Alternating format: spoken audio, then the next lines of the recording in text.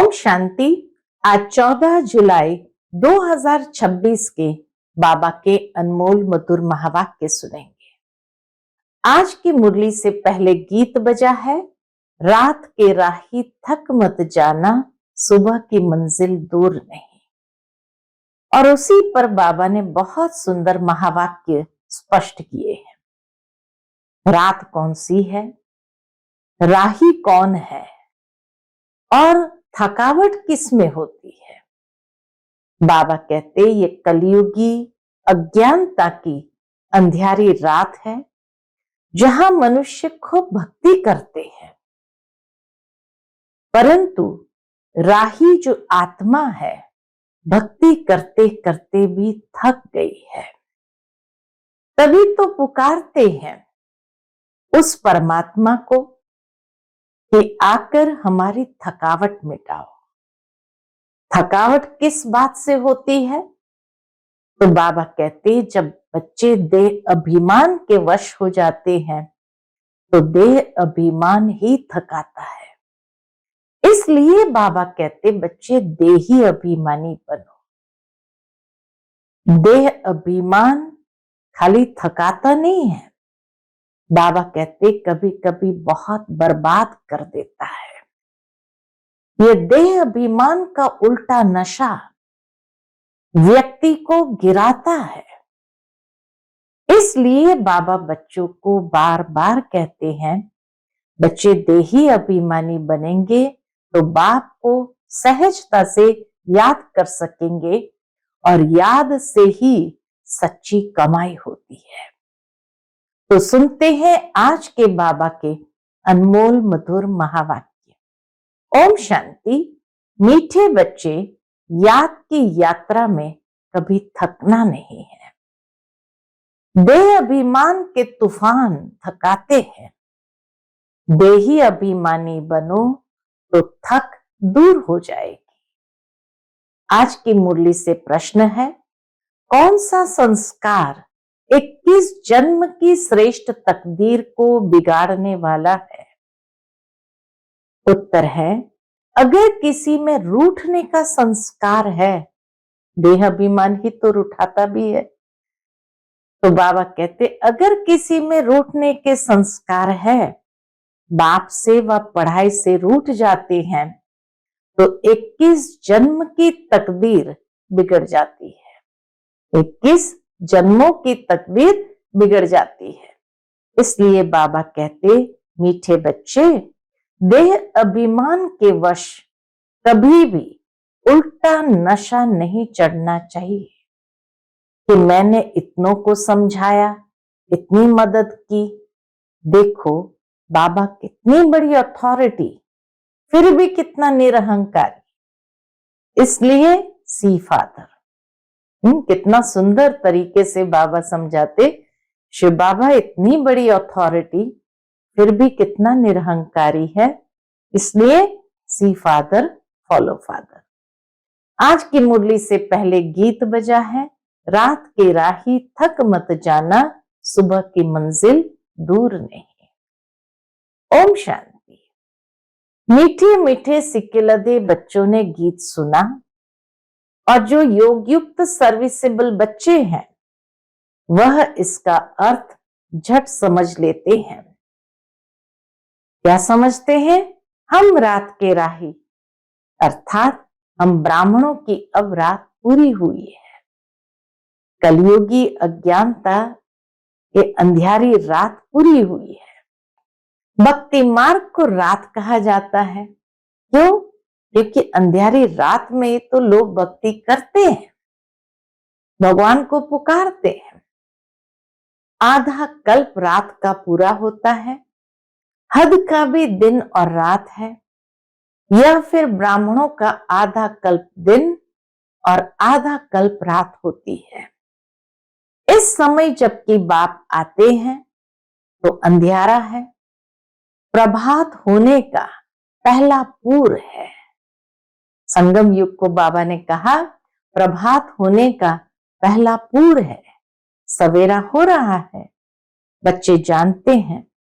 अब बाप कहते हैं मीठे मीठे बच्चे, याद की यात्रा में थक नहीं जाना।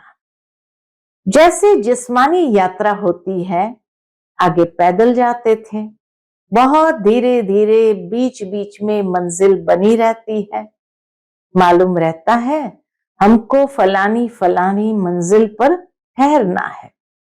आगे बहुत श्रद्धा से पैदल जाते थे, उसमें बड़ी मेहनत है। अब यह तो बहुत सहज है। ये तो याद की यात्रा है, स्थूल यात्रा की तो बात ही नहीं है। इसको कहा जाता है सहज याद व योग। सिर्फ बाप को याद करना है। थकने का मतलब ही है, थकावट कब होती है? थकने का मतलब ही है देह अभिमानी बनना। जैसे ही देह अभिमान आया, थकावट शुरू होती है। हाँ, इसमें कोई शक नहीं, माया के विघ्न पड़ेंगे। बाबा कहते देह अभिमानी बनेंगे, माया के विघ्न भी पड़ेंगे, परंतु इसमें थक नहीं जाना है। थक जाने से देह अभिमान आ जाता है। बाप कहते बच्चे शरीर निर्वाह के लिए काम तो करना है, उसके लिए छुट्टी है। बाबा ये नहीं कहता काम धंधा छोड़ दो। 8 घंटा शरीर निर्वाह, 8 घंटा आराम, बाकी 8 घंटा इसमें दो। अभी तो पूरा 8 घंटा कोई देते ही नहीं, अंत में 8 घंटा तक रहेंगे। चार्ट को बढ़ाते रहो। यहां जब आकर बैठते हो तो याद दिलाई जाती है, जिसको तुम निष्ठा कहते हो। शुरू शुरू में योग को निष्ठा कहते थे। बाबा की याद में आकर बैठते हो, इसका मतलब ये नहीं कि सिर्फ यहां आकर याद में बैठना है, बाद में भूल जाना है। नहीं, ऐसे बहुत है समझते हैं 5-10 मिनट योग करके उठे, परंतु बाप तो कहते हैं धंधा धोरी करते कहां आते जाते हो तो भी तुम योग में रहो। कहां गंगा स्नान आदि करने जाते हैं तो राम राम जपते हैं ना। दुनिया में कहां भी जाते हैं तो राम राम जपते हैं ना। यहां तुमको कुछ सिमरना नहीं है, सिर्फ बाप को याद करना है। यहाँ कोई मंत्र जाप आदि सिमरना नहीं है, सिर्फ बाप को याद करना है। ये बाप बच्चों से ही बात कर रहे हैं, तुम्हारा कल्याण ही है याद की यात्रा में, इसमें थकना नहीं है। याद में ही माया भी आती है, थकाने का अनुभव करती है तो देह अभिमान में ले आती है। तो बाबा कहे इसमें थकना नहीं है, इसमें तूफान बहुत आएंगे। तूफान कोई मिट्टी आदि के नहीं, माया के तूफान आने से क्या होता है, बुद्धि का योग टूट जाता है। फिर देह अभिमान में आने से धंधा दोरी बच्चे आदि सब याद आ जाते हैं। बाप कहते अब तो ये धंधा दोरी आदि सब खलास हो जाने हैं, तुम्हारे बच्चे वारिस बनने ही नहीं है, सब खत्म हो जाने हैं। अभी तो वारिस बेहद के बाप के खड़े हैं, हद का वर्षा मुर्दाबाद होना है। शाहूकार लोग समझते हैं अब बच्चा बड़ा होगा, शादी करेगा, फिर यह होगा। बाप कहते हैं अभी इतना टाइम नहीं है, ये दुनिया अपने अंतिम सांसों में चल रही है। तो बाबा कहते अभी इतना टाइम नहीं है, इसलिए दुनिया से बिल्कुल मोह हटा दो, नष्टो मोहा बनना है। ये तो कब्रिस्तान है। अभी भी देखो जहां जहां युद्ध चल रहे हैं, सारी भूमि कब्रिस्तान बनती जा रही है, वीरान होती जा रही है। ऐसे ही दुनिया का हाल होना है। धंधा दोरी बच्चों आदि के चिंतन में मरेंगे तो मुफ्त अपनी बर्बादी कर देंगे। शिव बाबा को याद करेंगे तो आबादी बहुत होगी। देह अभिमान में आने से बर्बादी होती है। देह अभिमान में आएंगे, शिव बाबा को भूल जाएंगे तो बर्बादी होती है। देही अभिमानी बनने में आबादी होती है। जितना याद करेंगे उतना भविष्य 21 जन्म वर्षा पाएंगे, याद नहीं करेंगे तो बहुत घाटा पड़ जाता है। बाबा कहे याद नहीं करेंगे तो बहुत घाटा पड़ जाएगा, वह फिर कल्प कल्पांतर के लिए हो जाएगा। इतनी बड़ी घाटे की बात है, ख्याल करना चाहिए। हम पूरा वर्षा कैसे पाए, हम बाबा से पूरा वर्षा कैसे पाए। धन की भी बहुत लालच नहीं रखनी चाहिए। आज की दुनिया में देखो इतना भ्रष्टाचार जो हो रहा है, उसका मूल कारण क्या, इतनी लालच जो मनुष्य के अंदर आ गई है। तो मच में नहीं जाना चाहिए। फिर क्या करते हैं, कोई दिवाला मारते हैं तो बहुत फिक्रात हो जाती है, शिव बाबा को बिल्कुल भूल जाते हैं।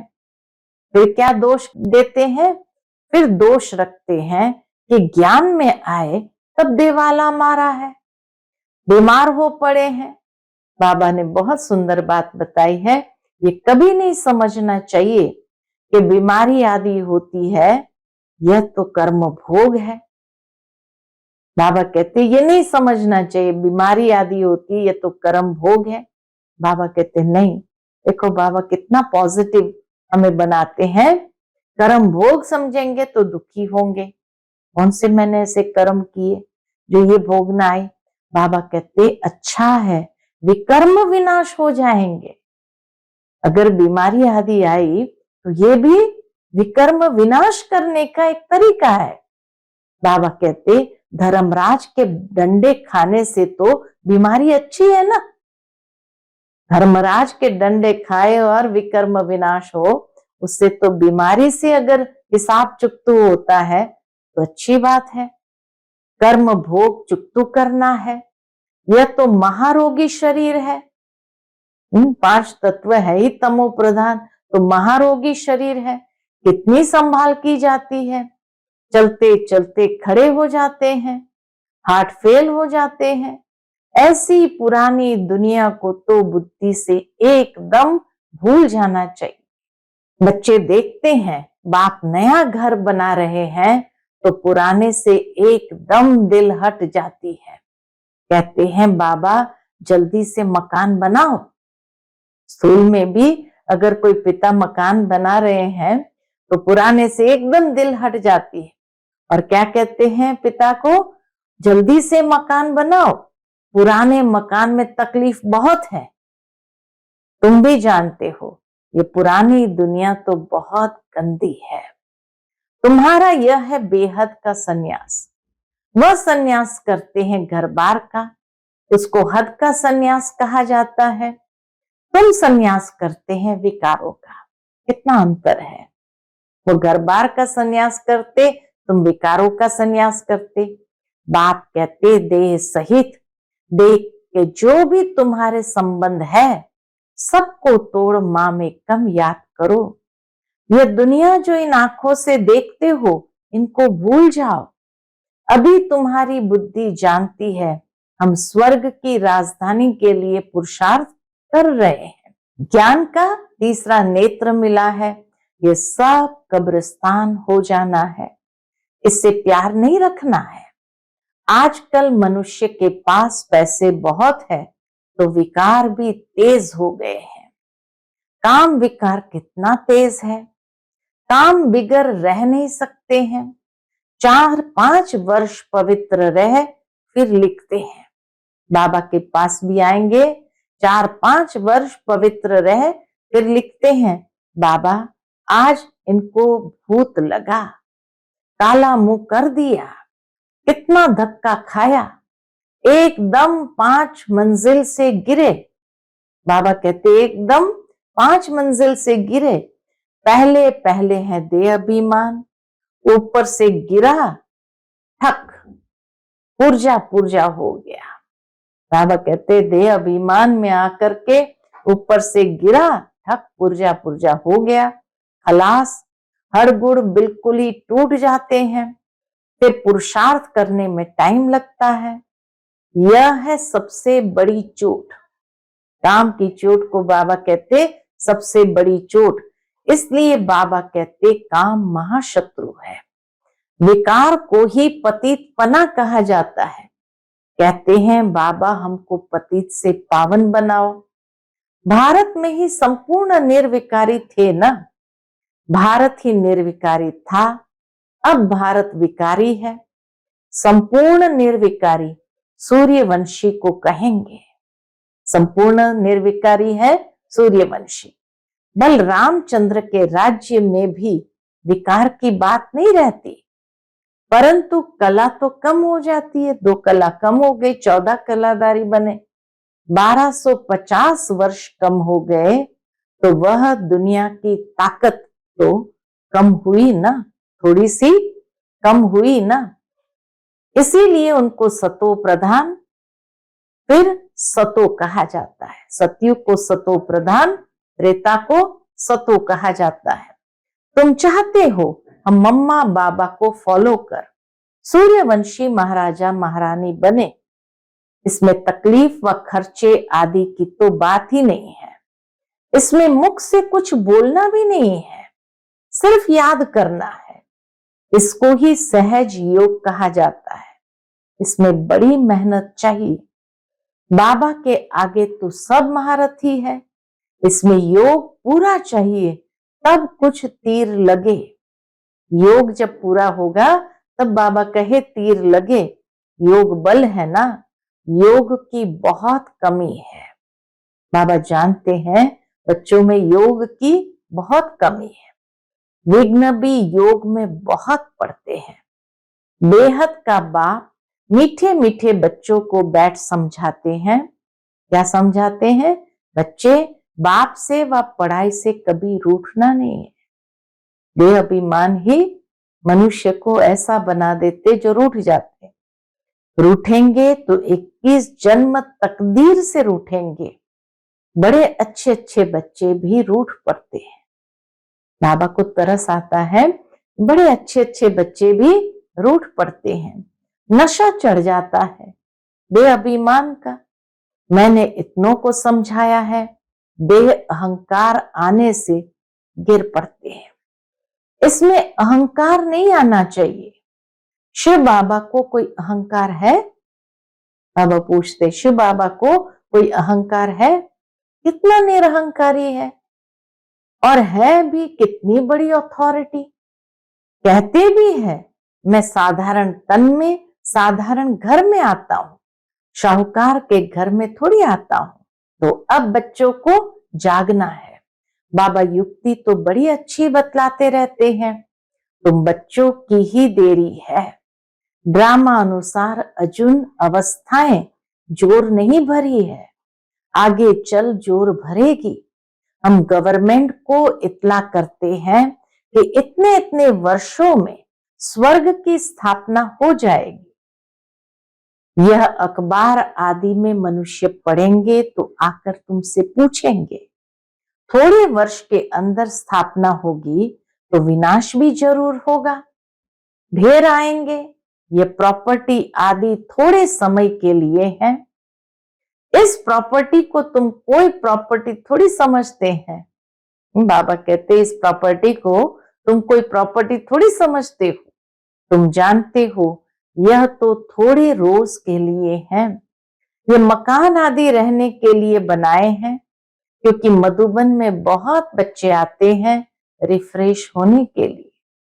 हेड ऑफिस मधुबन है। आज तुम क्या करते हो, कल क्या करेंगे। यहाँ तपस्या करते हो, फिर दिल्ली वृंदावन आदि में जाकर राज्य करेंगे। आज तपस्या कर रहे हैं, फिर राज्य करेंगे। हमारा यादगार कैसे खड़ा है, ये अच्छी रीति दिखाना है। जो काम हम अभी कर रहे हैं 5000 वर्ष पहले भी किया था। पहले पहले शिव बाबा के मंदिर बनाते हैं, बाकी दिलवाड़ा मंदिर आदि तो बाद में बने हैं। बुद्धि से काम लेना होता है। दिलवाड़ा मंदिर का भी हिसाब निकाला जाए तो निकल सकता है। पूरा हमारा यादगार है। तुम जानते हो यह स्थापना का यादगार है। दिलवाड़ा मंदिर यह भी स्थापना का यादगार है। तो मीठे मीठे बच्चों को बहुत खुशी होनी चाहिए। ये सब सर्विस बढ़ाने की युक्तियां निकालनी है। राम गयो रावण गयो, गयो बहु परिवार। जिनका बहु परिवार है, रावण का देखो कितना बड़ा परिवार है, राम का कितना छोटा परिवार है। गायन राइट है, परंतु कोई समझ नहीं सकते हैं। बाप बैठ समझाते हैं तो भी निश्चय नहीं बैठता है। कितना अच्छी तरह से बाबा समझाते, बाबा कहे तो भी निश्चय नहीं बैठता है।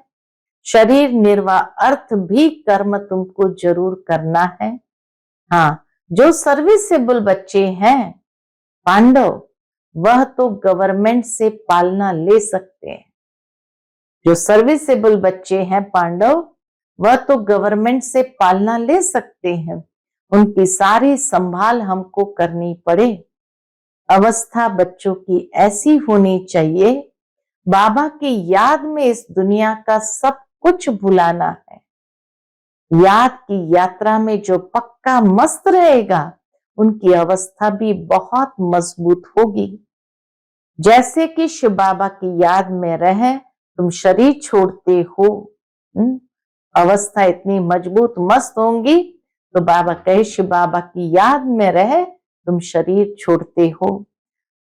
सन्यासी ब्रह्म की याद में शरीर छोड़ते हैं तो भी वायुमंडल में बिल्कुल सन्नाटा हो जाता है। बाबा को अनुभव है, मनुष्य मरते हैं तो घर में सन्नाटा हो जाता है ना, इसमें भी ऐसा होता है। पिछाड़ी में जैसे कि सब कुछ भूल जाते हैं। अब हमको वापस घर जाना है, बेअभिमान छूटता जाता है। पिछाड़े में शरीर खुशी से छोड़ना चाहिए। ऐसी अवस्था हो जो पिछाड़ी में कुछ भी याद न आए और खुशी से शरीर छोड़ना चाहिए।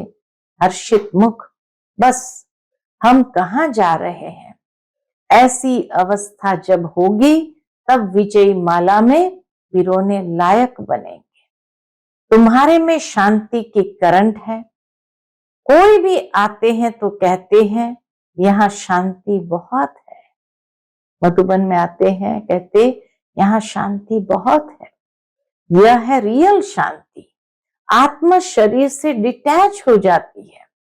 तुम जानते हो हम आत्मा शांत स्वरूप है। हम अपने स्वधर्म में बैठ जाते हैं। कर्म के बिना तो कोई मनुष्य रह नहीं सकते। वो लोग हठयोग से क्या क्या नहीं करते हैं। तुम अब समझते हो हमारा स्वधर्म ही शांति है। यहां हम आए हैं इसलिए पाठ बजाने, अब वापस घर जाना है। बाप कहते मुझे याद करो और घर को भी याद करो। बाप को याद करने से वर्षा मिलेगा। बाप कहते मुझे भी घर में याद करो। बाबा को याद करो परम धाम में। यहां तो मैं टेम्पररी आता हूं। तुम्हारी बुद्धि शांति धाम में टिकनी चाहिए। बाबा की याद में घर का भी वर्षा लेना है। वह है आत्माओं का घर। यह है जीव आत्माओं का घर। अपने घर को भी नहीं भूलो, बाप को भी नहीं भूलो।